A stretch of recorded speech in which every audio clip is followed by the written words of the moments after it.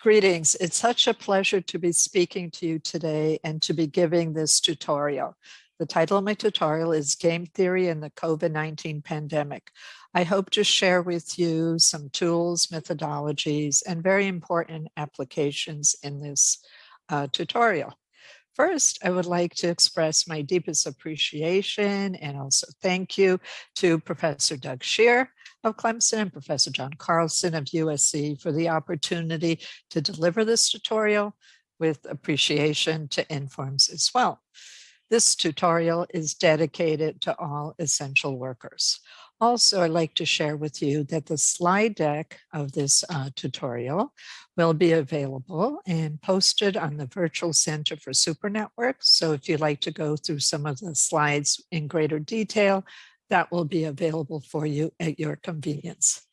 Also, since a lot of this work is an outgrowth of research that we've been doing for quite a few years, with an additional impetus because of the needs in the pandemic for tools from operations research, I'd like to acknowledge and thank the Virtual Center for Super Networks Center Associates for collaboration since its inception 20 years ago.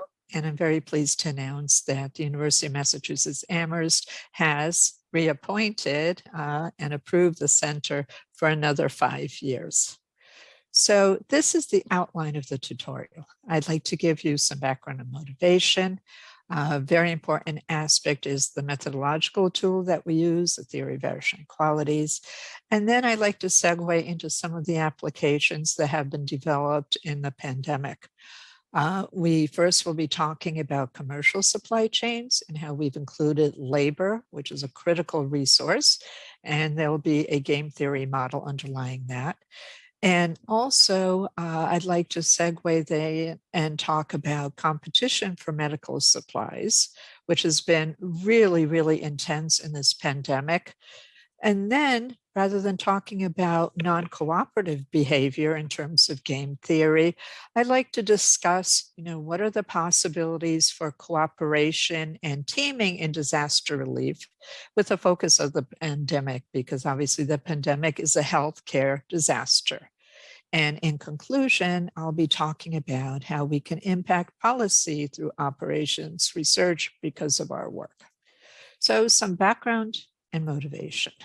The COVID pandemic, as we know, was declared by the World Health Organization on March 11, 2020, and it has impacted our lives and economies worldwide, from supply chains to commerce, employment and work, obviously healthcare, transportation, education, and social activities. This was the announcement actually put out on Twitter in a tweet by the World Health Organization. Also, what makes this pandemic so challenging to address is that it's a disaster not limited in time and location. And I believe that because we have undergone so many significant transformations in the pandemic, the effects will linger and also will be long studied.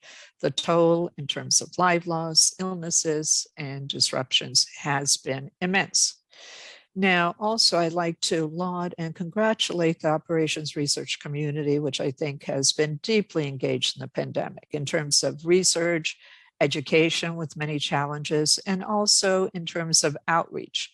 And that includes speaking with the media, speaking with various even government stakeholders in order to influence policy and also to inform the general public. So here, as I mentioned, I'll be giving you methodological foundations at a high level and also a plethora of applications. And I think it's very timely to be speaking actually in terms of game theory, because a lot of the issues that we're dealing with in the pandemic involve multiple stakeholders, whether they're decision makers, whether they're policymakers, whether they're firms engaged in competition, and obviously many consumers as well as those who need healthcare. So there are opportunities for addressing and studying myriad problems now through game theory. And I feel that that's very, very exciting. Okay, so the methodology, something we're really good in. Without methodologies, where would our fantastic field be? So I think I have to give credit to my PhD advisor, Brown University, Stella DeFermos. She was one of the first females to receive a PhD in operations research. And in a classical paper of hers published in the Informs Journal of Transportation Science, she was able to identify that the traffic equilibrium conditions, as stated by Michael Smith, actually had the structure of a variational equality problem. This was really, really important. And in addition, this journal, which has been published for over 50 years, considered one of her papers, actually this paper, as one of the 12 most impactful ones in 50 years.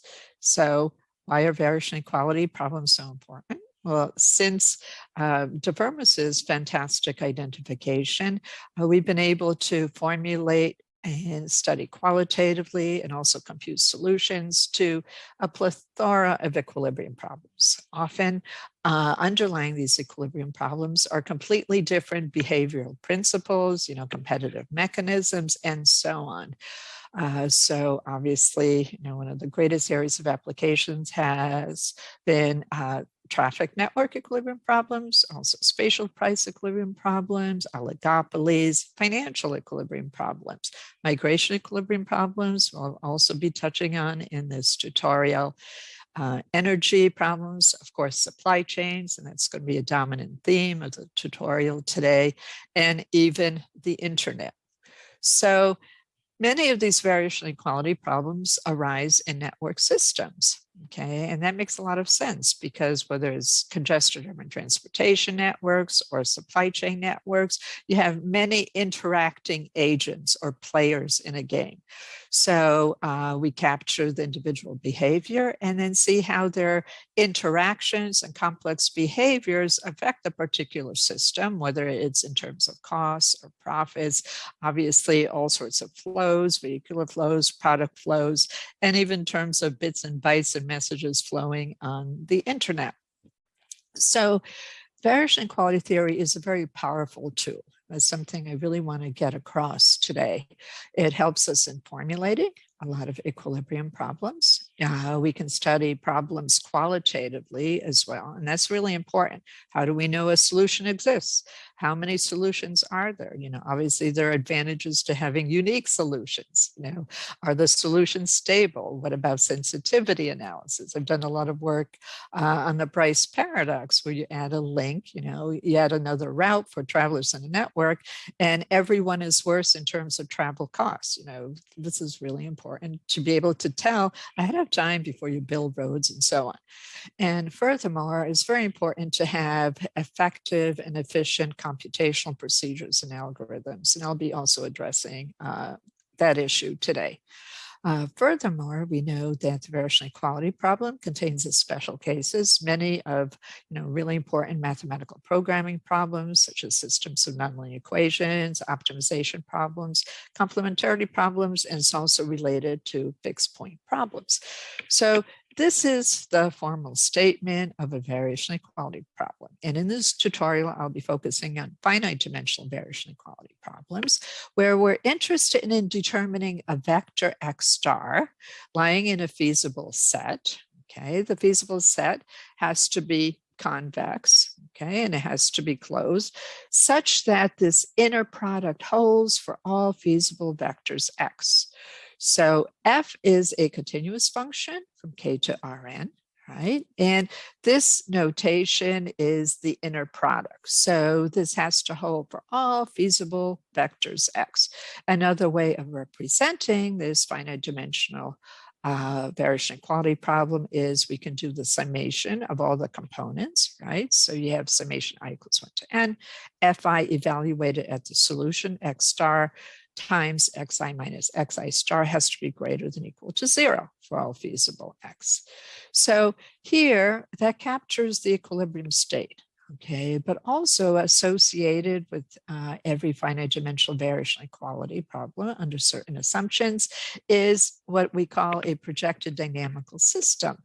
whose set of solutions in terms of stationary points coincides with the set of solutions to the corresponding variational equality problem. And that's something important. So you have like in the back of your mind, if you like to also address dynamical systems and touch on more processes, how do the various agents behave over space and time, we have associated projected dynamical system.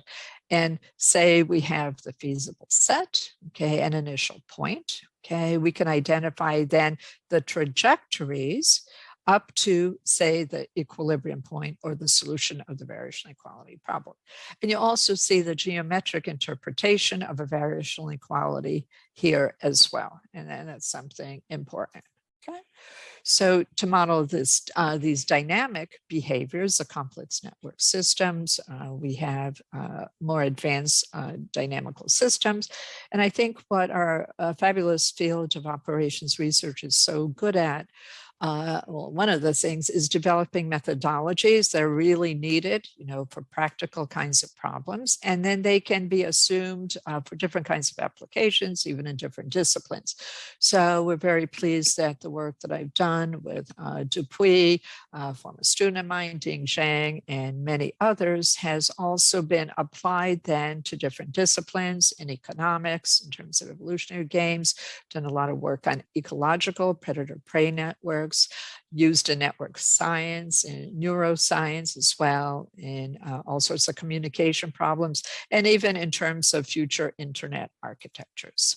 So what about, you know, the relationship between variational equality theory and optimization problem? That's something really, really important. We're all very comfortable, right, with a optimization problem. So if we have a solution X star to an optimization problem, minimize f of x subject to constraints, and f is differentiable continuously, and obviously feasible set is closed and convex, then X star is also a solution to the following variational equality problem, where this notation is the gradient vector of f with respect to x. Okay. Now, on the other hand, if f of x is a function that you want to minimize, and it's a convex function, and X star is solution to the variational equality that I just showed you, then X star is also a solution to the optimization problem. So you have these nice relationships. And in the case the feasible set is just, you know, is unconstrained, then the unconstrained optimization problem is also a variational equality problem. So when we think about, you know, optimization problems, we usually consider, you know, we like to minimize convex objective functions, maximize concave objective functions, although not necessarily in terms of global optimization. In terms of variational equality theories, monotonicity is a very important property, analogous to like convexity in terms of optimization problems. So, and to identify whether functions are monotone or strictly monotone or strongly monotone, we have some properties of positive definiteness that are typically imposed. So these are some definitions, and they can be defined over, you know, an entire feasible set, or if you have just M of X, the matrix could be, for example, say just a linear matrix, not dependent on the vector X, then these even further simplify. Whoops. So apologies for that. Not sure why that happened. Let me go and continue. So now, another thing that's really important is how can we reformulate a variational equality problem as an optimization problem? Okay, if we have a certain symmetry assumption on the function f of x that enters the variational equality problem, then we can do that. And that was really important at the beginning in terms of applications. Okay, for example, in traffic network equilibrium, if the user link cost functions had certain symmetry assumptions imposed, then they could be reformulated as an optimization problem, the traffic network equilibrium conditions. But that limited us in terms of application. So what variational equality theory allows you to do is to handle more general kinds of applications where you might have asymmetric interactions and so on. Okay, so here, okay, and that's something really important, that having this powerful methodology allows us to expand the generality of applications that we can now address, okay? So in terms of existence of a solution, that's really important. You want to make sure that when you code an algorithm that it's going to converge to something, that there actually is a solution. So if we're dealing with a feasible set that is compact and convex, and the function that enters the variation equality is continuous, then things are great. The variation equality problem admits at least one solution, which is great. So you have an existence result. Sometimes we impose a coercivity condition, and that will also guarantee existence solution, but you need to adapt it to the particular application to see if it is reasonable. Okay, here we have the important definitions of monotonicity, strict monotonicity, and also strong monotonicity. And the kind of algorithm that we'll be showing you today will guarantee convergence to a solution of variation equality problem, provided that the function f of x that enters the variation equality is monotone and also Lipschitz continuous. Okay. Now we have uniqueness results under strict monotonicity, assuming that a solution exists. And if you say have an unbounded feasible set, and the function that enters the variation equality is strongly monotone, then under strong monotonicity, you're guaranteed both existence and uniqueness of a solution. Okay, so we see that. So let's talk about game theory now. I have to mention John Nash, okay, who really developed non-cooperative game theory involving multiple players, each of whom acts in her own interest. So if we have, say, M players, you can apply these concepts to many different scenarios, okay? You identify who are the players, okay? And say each player I has a strategy vector. Okay, what are the strategies? And these could be, for example, n dimensions. They could be different, the same product that you might sell and ship to different locations, the n locations. And these strategies satisfy a feasible set, okay? And each player seeks to maximize her utility function, ui. So the utility of player I depends not only on her own strategy, of vector xi, but also on the strategy vectors of the other players. And an equilibrium is achieved if no one can increase her utility by unilaterally altering the value of her strategy vector. So this is the formal definition of a Nash equilibrium. Okay, X star, consisting of the strategy vectors of the different players in the game. Okay, and each of these has to satisfy the particular constraints, okay, affecting a given player's options or strategies. And here you see that the utility of each player I, okay, given his strategies, her strategies, and the strategies of the others, cannot be improved given, unilateral action, okay? So what about the relationship between variation equalities in game theory? It was really nice that Hartman, Stochastic, and also Gabay and Milan, focusing on oligopoly problems, showed that given continuously differentiable and concave utility functions ui, the Nash equilibrium problem can be formulated as a variational equality problem defined on the feasible set. Okay, so here we have the following. So what is the function that enters the variation equality? Here we have minus the gradients, okay, of each of the utility functions of each of the players with respect to her own strategies. And that becomes the variation equality problem. Okay, and then the conditions for existence and uniqueness of the Nash equilibrium can be readily obtained from the previous theorems that I've given you to establish results on existence and also uniqueness. Now, in the case of the pandemic, what we've observed is all sorts of shortages, limited supplies, and so on. So you have competition among different stakeholders for different kinds of products, in the sense that you're not only seeking to optimize your utility function, okay, but also whatever you do affects what's available for the other decision makers and the other players in the game. Okay, so not only do you have your utility functions that depend on the other player's strategies, but the feasible sets do as well.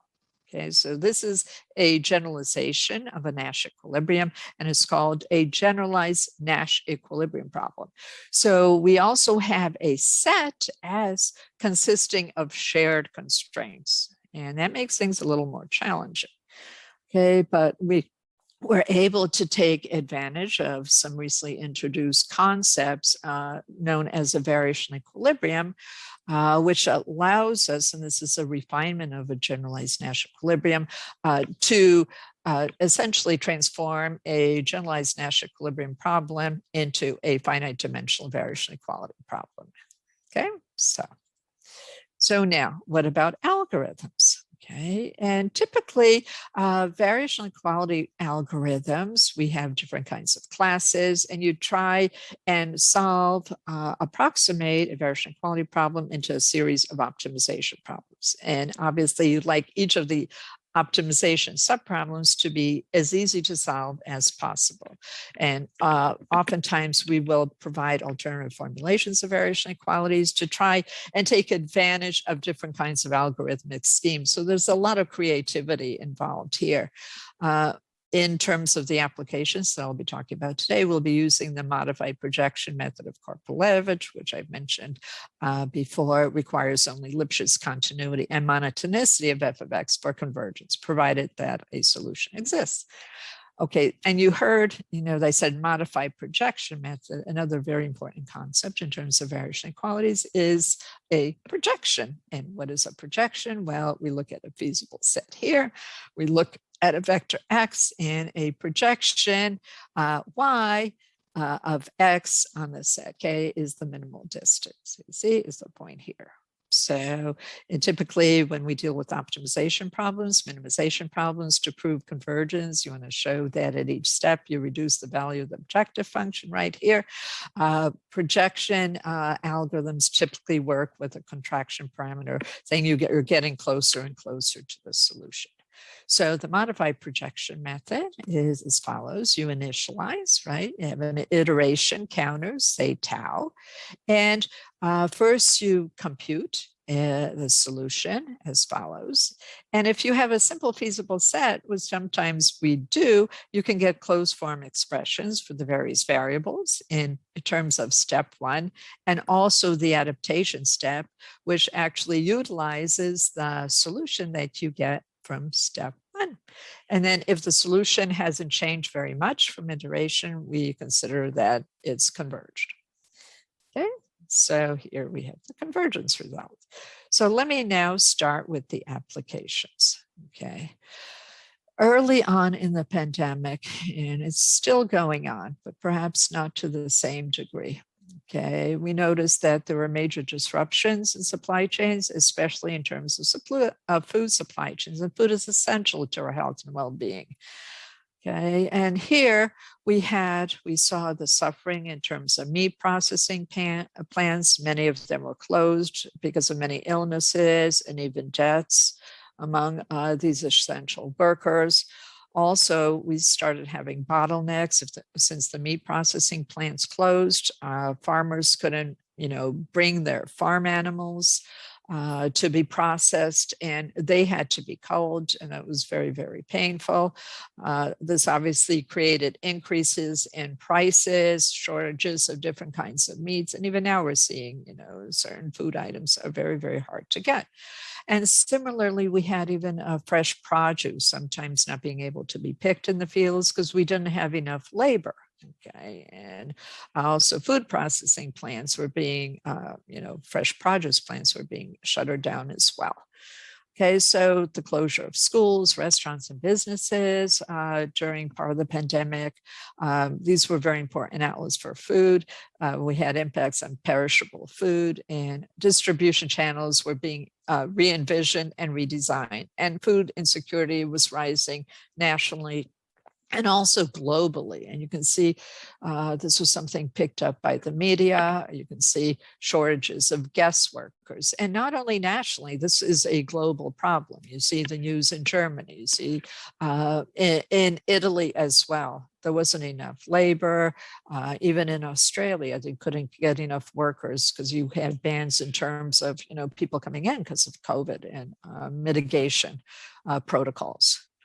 So during the pandemic, the impact on labor, was something that really resonated with me. So I wrote a series of papers, and in this part of the tutorial, I'll be talking about one of the models that I actually constructed, and it was published in a paper published in the European Journal of Operational Research, which also I'm very honored and very pleased that it was recognized with an editor's award for 2021.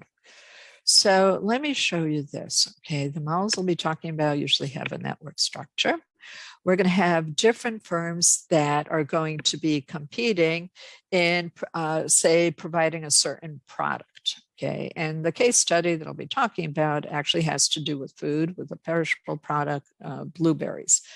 And here we're going to be interested in each of the firms maximizing profits.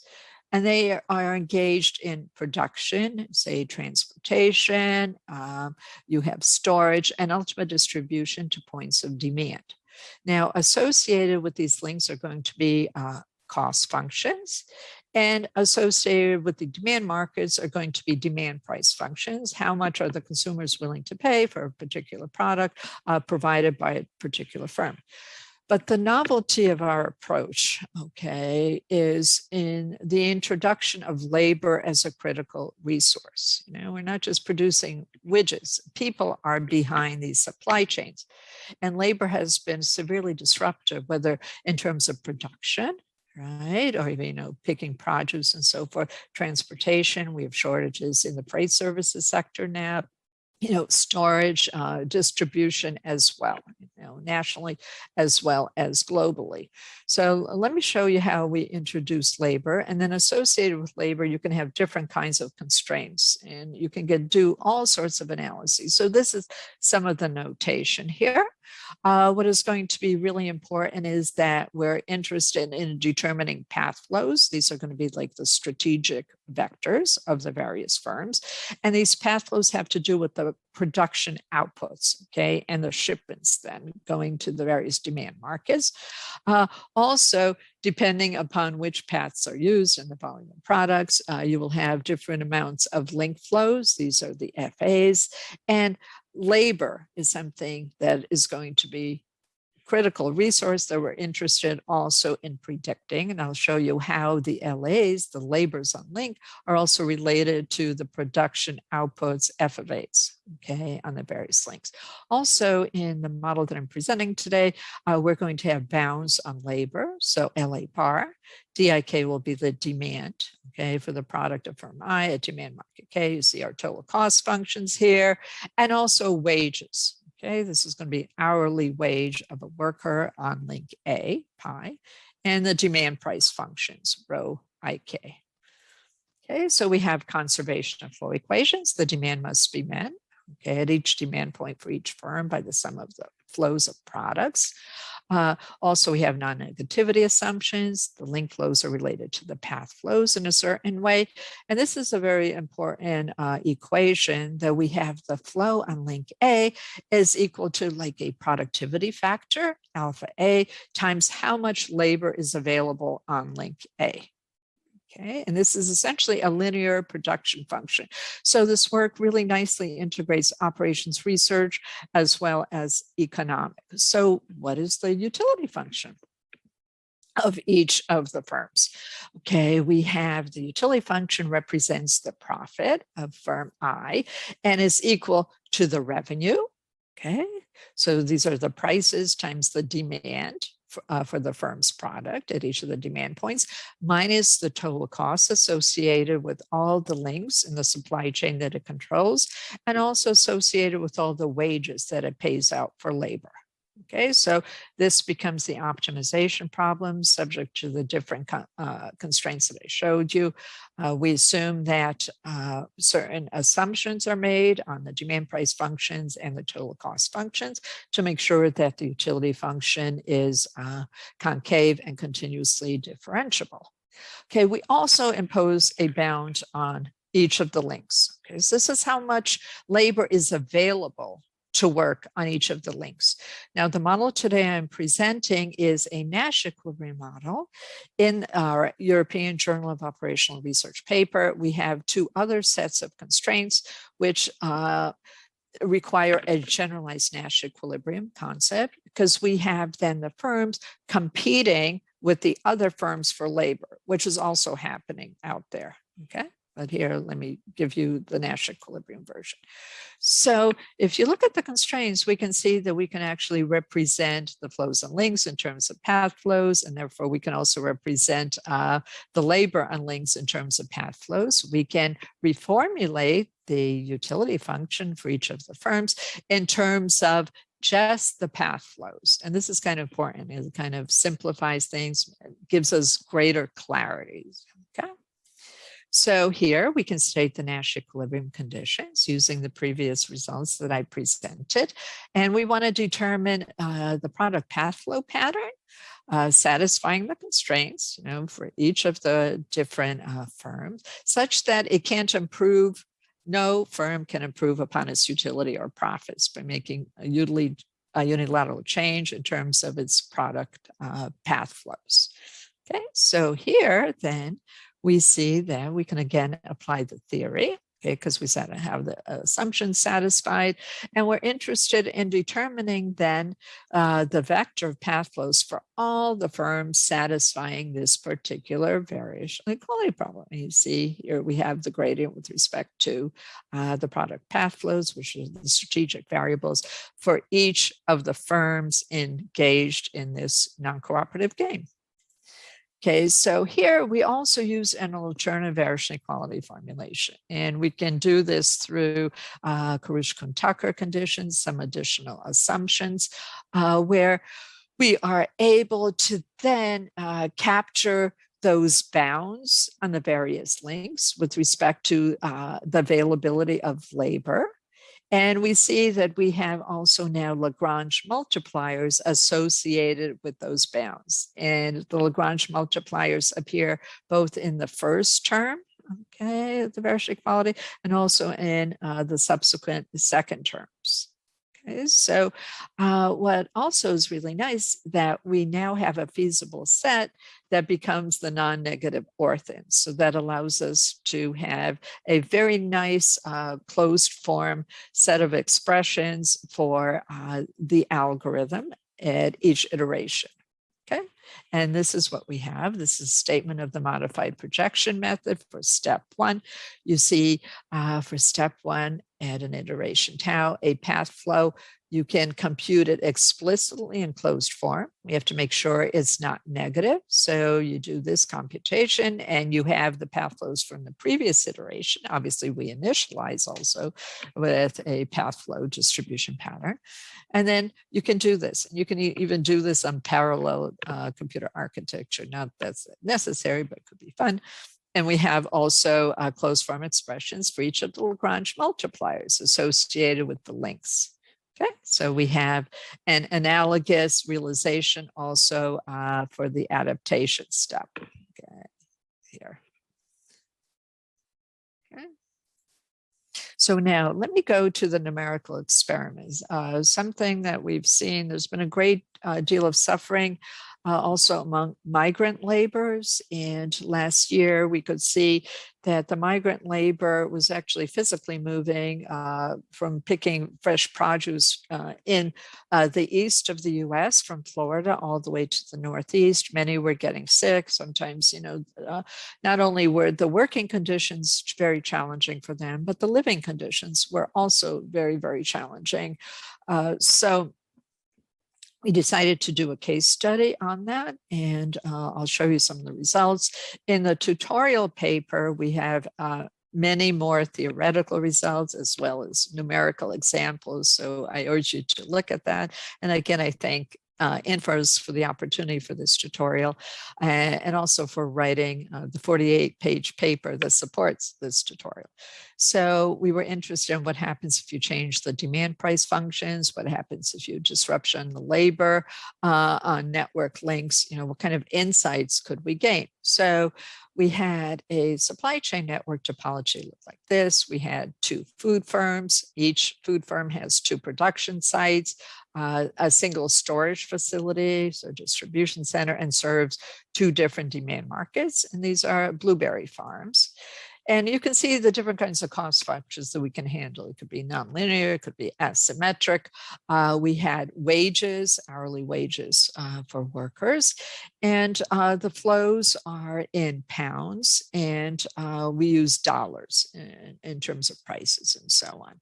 And these are productivity factors. And it's interesting, in the pandemic, you can also see if the working conditions are hard, obviously, or if you need more social distancing, the productivity factors can decrease. You can do a lot of sensitivity analysis also on these. And we had bounds on labor, and we chose a lower labor availability on link A, which is one of the production sites of the first firm. So we had demand price functions, and example 3.1 was our baseline. And you can see you have asymmetric interactions here and demand price functions for firm 2. We generated the different paths, okay, because the product path flows are the strategic variables. So obviously you have to define what the paths are. Okay, so we found the product prices, and these are very reasonable in terms of, a pound of blueberries. Blueberries, it's a very nutritious food filled with antioxidants and so on. And you can see Lagrange multiplier was positive associated with link A, which makes sense because it was quite low, the capacity. And you can see also the equilibrium demands and also the profits of each of the firms. Now we modify the demand price functions. So we had now the second firm also had asymmetric interactions with the demands for the first firm. And we have new product prices that we computed, new equilibrium demands, and we see the profit for a food firm rises ever so slightly, whereas that for a food firm decreases. Okay, you can do all sorts of results like this. And we were concerned about the disruptions that were happening in different warehouses and so on. So we reduced the labor availability on these storage facilities, links E and L, quite dramatically. And we see now that the Lagrange multipliers associated with those links are positive. And they provide a lot of information, Lagrange multipliers, okay, in terms of, how much profit a firm could gain by increasing, for example, the capacity of labor. Okay. So what we found here is then, this was dramatic. The profit for the first food firm is reduced by a great amount, and the profit of the second firm also declines, but by a smaller amount. So, and we have like full results reported, which I think is really important. So what is, the major takeaway? Clearly, farmers should do everything to secure the health of workers at the production, harvesting, and other facilities so that blueberries can be harvested in a timely manner and profits do not suffer.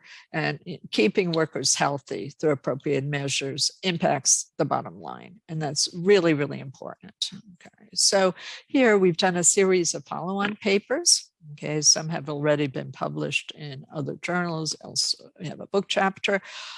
Notice that in this model, we had fixed prices or wages. A lot of discussion now is happening nationally is what should workers be paid? There's shortages of labor in so many different sectors of the economy. The minimum wages are being raised, but what should they pay? So we have also models which have elastic wages. But there are, say, upper bounds on how much firms or organizations are willing to pay. And then we solve for these problems. And the work will be continuing because I think this is very, very timely. And clearly you need a holistic approach to supply chain network modeling. because obviously decisions made by a specific firm can have unexpected impacts on other competing firms in a supply chain network economy. And what we have found also in terms of our elastic wages is that having wages and labor equilibrate without any wage ceilings can be beneficial for an individual firm. And I think that that's also a very, very important takeaway. Workers need to be paid what they deserve to be paid, and it's imperative that we keep them healthy, okay, for everyone's sake. Okay, so now let me talk about competition for medical supplies, and this will be a generalized Nash Equilibrium model. Okay, again, the pandemic is a healthcare disaster in which we have seen intense competition for medical supplies that's happened on local, national, and even international levels. Okay, because we know that having the right PPEs can protect our healthcare workers, they can protect essential workers, they can protect all of us. And so early on in the pandemic, there were surveys done by healthcare workers, and you can see that, there were such shortfalls in terms of shortages of, N95 masks, surgical masks, all sorts of cleaning supplies, eye protection, and even gloves. Okay, so let me discuss a model that we developed, okay? And some background, one of the problems was that China has historically produced half of the world's face masks, but with coronavirus originating in China, the country dedicated a majority of supply for its own citizens. Okay. There are also all sorts of trade restrictions being imposed, which kind of makes sense because a lot of countries were trying to protect their citizens. Germany banned the export of PPEs for a while. Okay, so with intense competition for PPEs, there was a dramatic increase in price, a huge increase in prices, and also challenges with reusing, and you don't know about the safety and so on. So you see that kind of scenario made it really, really tough. So this part of the tutorial is based on the paper that we wrote with Mushtaba Solapur, Professors Jundong, and Professors Pritha Duda on competition for medical supplies. So here I'll be talking about a generalized Nash equilibrium model under stochastic demand. Okay? Previously, it was elastic demand, but it was deterministic. Okay, so here, okay, this is definitely inspired by the COVID pandemic. It has a lot of realities to what has happened, and actually what is happening, because we're having even shortages of oxygen in different parts of the US now because of the Delta variant, and many of the ICUs are almost completely filled in the South, for example, in Idaho and in other states. So we need this other kind of competitive model. Okay, so in this generalized Nash equilibrium model, it's the objective function of the players depend on each other's strategies, but also the feasible sets do. Okay, because you have limited resources, you have limited supplies of these various very important medical supplies. And also I'd like to emphasize, although what I'll be presenting is on PPEs, it's relevant to oxygen, and even if you add maybe some perishability features to competition for vaccines, which is also happening globally now. So this is the structure of this model. We have supply points of medical items, and these will be fixed. And then there are demand points for the medical items. Okay, so we'll be interested in figuring out what are the QIJs. What is the amount of medical item purchased from supply location I by location J? Okay, we're going to have a projected demand, a demand point J, VJ, and the actual demand, DJ. Okay, also very important concepts are going to be, a possible shortage, delta J minus, a medical item at demand point J, a possible surplus, delta J plus, and also we're going to have unit penalties associated with shortages at a particular demand point, and a possible surplus as well. Now, rho I is going to be the price of the medical item at supply location I, and we have a generalized cost of transportation, okay, associated with getting the supply from location I to demand point J. And here you could even include, for example, tariffs, taxes, time, and risk, and we have the fixed supply as I. and so on. And mu I is going to be the non-negative Lagrange multiplier associated with location I. Okay, so we have stochastic demand, and this work builds on previous work that we have done. So we have probability, a distribution function, probability density function, and we have PJ, DJ, like this. Okay, also the projected demand, recall, I know I told you was VJ. So we have expressions for the shortages at location J equals 1 to N. Also, what happens if we have a surplus, location J equals 1 to N, the expected values of these terms, which is, kind of standard to figure out. And the expected penalties too, incurred at a demand point J due to shortage or surplus of medical items. So we have conservation of flows again. Okay, projected demand at demand point J, VJ is equal to sum of flows of medical item. So here we have the following objective function. You want to minimize the total cost. Notice we're not maximizing profits here anymore.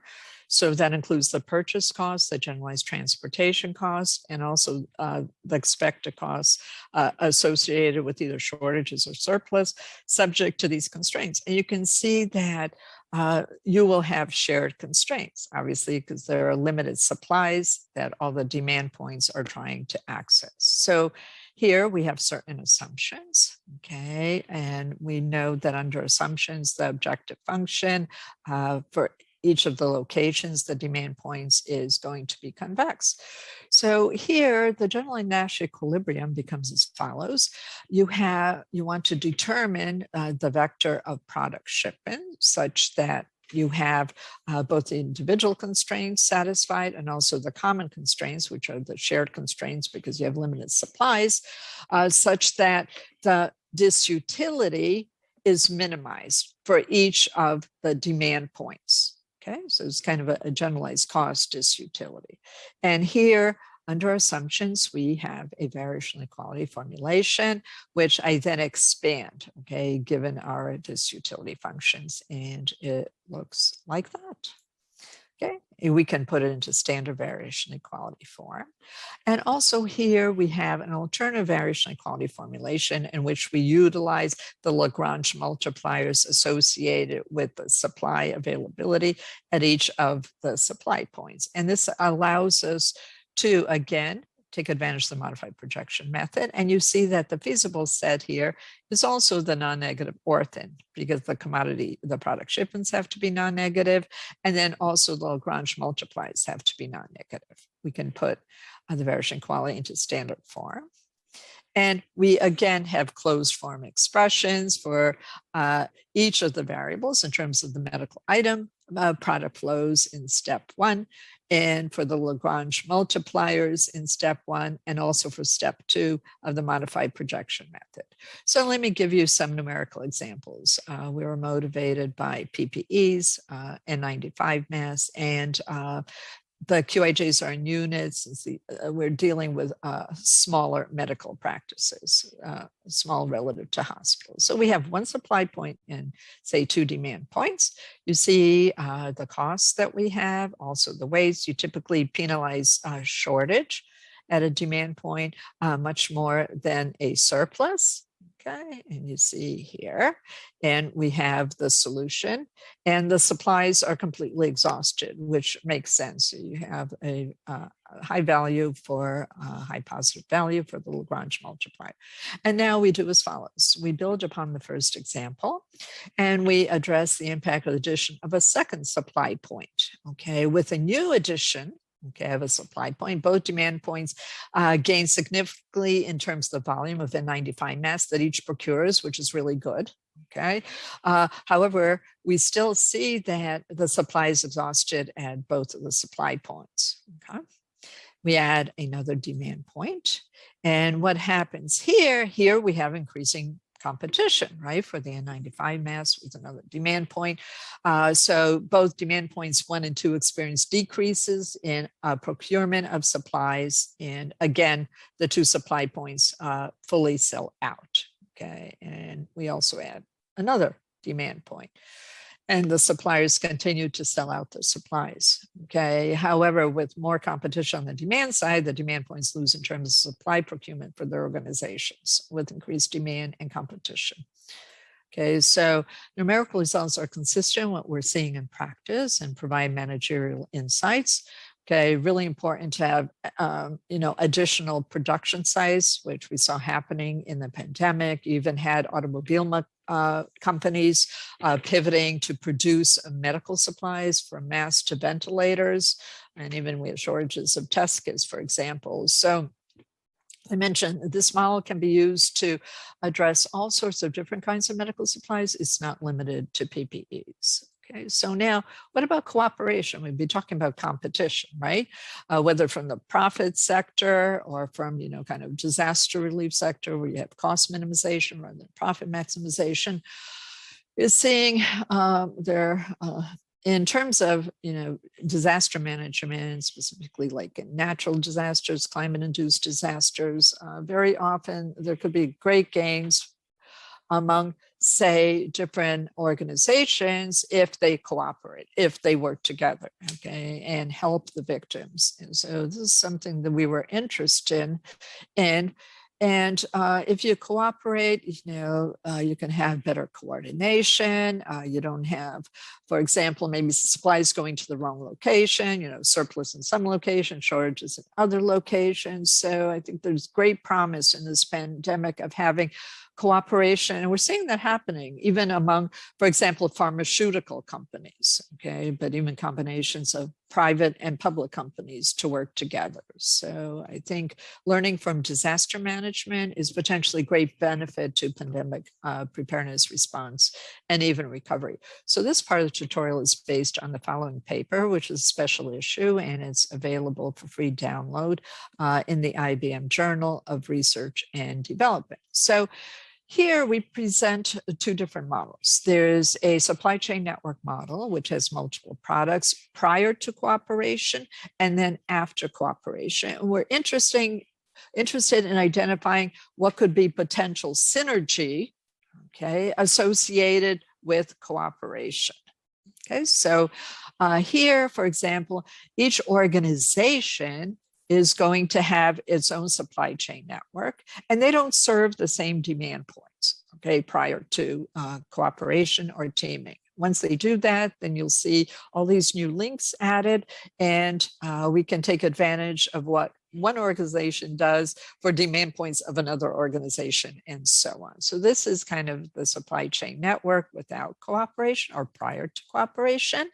And here we also assume stochastic demand. So this is kind of building up also, building on the previous model, where here we have DIKJ is the random variable representing the actual demand for product J, okay, of organization I at demand point K.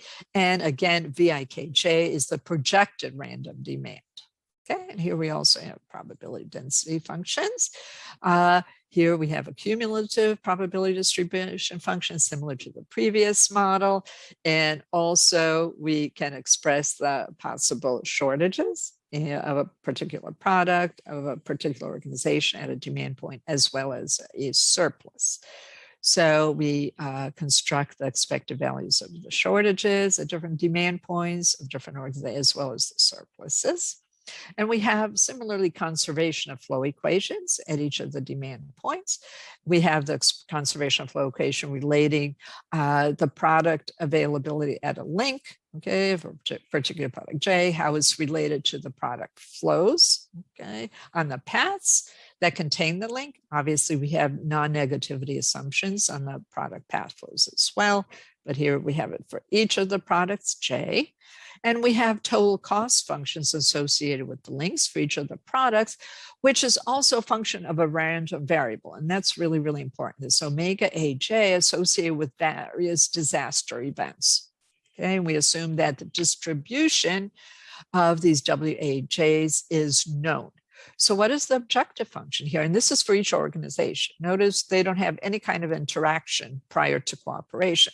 So your interest, each organization I is interested in minimizing the expected total costs, okay, of operating a supply chain, plus the variance associated with the total cost associated with the weight, okay, psi I, and also the expected costs associated with possible shortages or surpluses.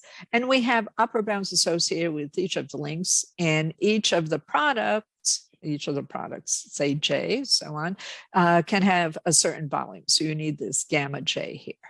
Okay, and obviously we have the non-negativity assumptions too on the path flows and the other conservation of flow equations. So we have certain conditions. We know that the objective function is convex and continuously differentiable. And we consider that objective function to be a totalized generalized cost function. Okay, and this is how we term it for each of the organizations I. We have a feasible set defined prior to the cooperation, and we call this case 0. Okay, and we have that problem is an optimization problem, right? But we can also consider all the organization's optimization problems simultaneously, and the optimal solution to that satisfies this variational inequality problem. Okay, so now we formulate the horizontal cooperation, okay, scenario, which we call case 1. And this is essentially a super network. We're seeing that you have the organizations now. They can say, take advantage of procurement from the other organization, or also storage, transportation, and satisfying different kinds of demand points. So this becomes a super node that represents the teaming of the various organizations. I know we can have many organizations working together. And you can assign costs also with teaming. Maybe they don't know each other so well, they haven't worked together previously, or maybe they have, so the costs would be low. Okay, so this becomes case 1. And now we redefine the paths and so on this expanded network, because they're working together, and you see that. So now we have different sets of paths, but similar conservation of flow equations, but defined on that expanded network. Okay. And here it becomes a single objective function, because they're working together. So again, you minimize, and also a single weight associated with the variance. Okay. So here again, we have the optimal solution satisfies a variational equality problem. And here we define the total generalized cost of case 0 evaluated at its optimal solution, and also the total generalized cost of the teamed operation evaluated at its optimal solution. And we have our synergy measure, which is really important. And it's the percentage difference between the total generalized costs without cooperation versus with cooperation. We're doing essentially horizontal cooperation at the respective optimal solutions. Okay, so if you look at this synergy measure, you see that the lower the total generalized cost here, the higher the synergy associated with the supply chain network cooperation, and therefore the greater the total cost savings resulting from cooperation. And the total generalized cost is important to also emphasize, include not only the monetary costs, but also the risk and uncertainties involved in the supply chain, as well as the associated penalties of shortages and surpluses. Okay, so also you might have cooperation, teaming of different organizations just associated with certain supply chain network activities, maybe only in terms of freight service provision or procurement. So you would adapt that case 1 supply chain network accordingly, okay, graphically. So here we also have a theorem, which I think is kind of nice. We have if the total generalized cost functions associated with the cooperation links, okay, from node 0 to nodes 1 through m, those are the topmost links, are identically equal to 0. And if the risk aversion factors are all equal and set to the same value, then the associated synergy can never be negative. Okay, so it would always make sense to cooperate, okay, which I think is pretty powerful. So here, okay, also we have, very nice reformulation over the non-negative orthon, and we take advantage of that. And this becomes a variational equality in path flows. Okay, so the numerical samples, I'll give you some highlights from it, are inspired by climate change and even COVID induced migratory flows, which have been very, very dramatic, and they continue. And especially we've been doing a lot of work in the pandemic with collaborators on refugee networks and migration networks. So here we're interested in the crises, from Central America and Mexico. Where do you shelter people? What kind of products do you provide for them, and so on. They're suffering a lot. And there are actually different migration routes, that have been established. I'm pretty kind. You see the different paths, okay? These are, like transportation networks in a broader sense, different parts around the world. And now we're dealing with the Afghan refugee crisis. So here we see very often, a very, very challenging situations for the migrants and also for the organizations that seek to help them and to lessen their suffering. You see a lot of times the routes that they choose are very, very dangerous. Sometimes they never make it to their destinations, which is very, very sad. And we've had many, many crises and documented cases of refugees perishing. So here we were interested in the following kind of scenario. We have two different organizations serving different points. Okay, and what would happen if they would work together? For example, what could be possible synergies? So in the paper version of the tutorial, we have the complete input and output data for these numerical examples, but this is what we found. Relief item flows to demand points are all greater than the lower value of the interval of the respective probability distribution, and the volume is higher under cooperation than before. So that's really good. So victims really benefit from the cooperation of organizations. Also, we found that oftentimes we have very high synergy. Okay, generalized total synergy can be achieved is substantial, as high as 99%. So this work quantifies the benefits, okay, before they actually do the investment and so forth, potential benefits to both organizations and victims of cooperation among organizations involved in disaster relief. Okay, so this is the technical part, but now let me do some advocacy. I truly believe when we do our work in operations research, we publish in journals, we write our books, it's also important to get the work out to decision makers, okay, that can be using our results, okay, and especially gaining from our different kinds of managerial insights.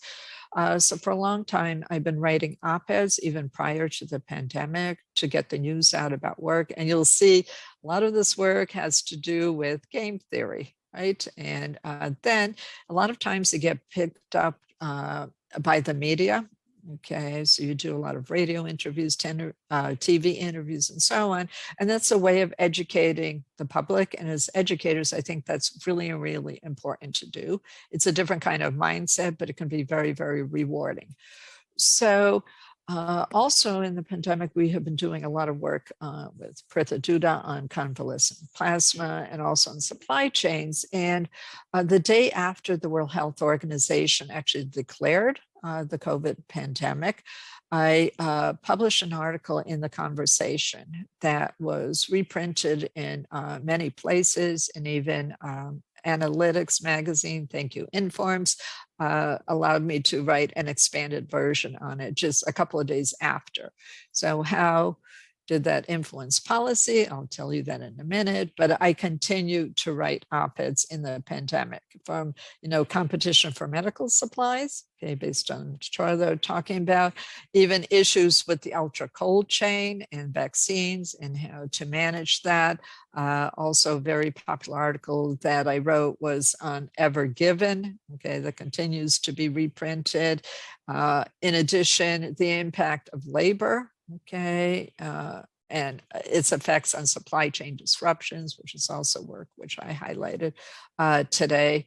And that got covered by a lot of media, actually sources and additional kinds of sources. But I think the greatest honor was that on April 22nd, a letter from the California Attorney General, Javier Becerra, to Admiral Brett Sherrard, the Assistant Secretary of the U.S. Department of Health and Human Services, was written and signed by U.S. Attorney Generals of 21 other states, okay, on blood supply chains and the shortages and what could be done to enhance blood collection and availability. So my article on blood supply chains on Conversation, which was reprinted in Life Science and other media, was the first reference and was cited on the first page.